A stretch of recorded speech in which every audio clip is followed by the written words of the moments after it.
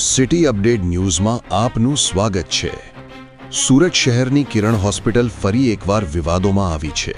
Delivery દરમિયાન નવજાત બાળકને સમયસર યોગ્ય સારવાર નહીં મળતા તેનું દુઃખદ મૃત્યુ થયું હોવાનો પરિવારજનો દ્વારા ગંભીર આક્ષેપ કરવામાં આવ્યો છે।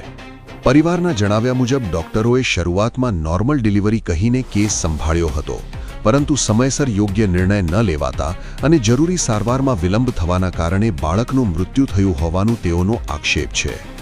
ઘટનાની જાણ થતાં પરિવારજનોમાં ભારે રોષ જોવા મળ્યો હતો અને હોસ્પિટલમાં તણાવપૂર્ણ સ્થિતિ સર્જાઈ હતી।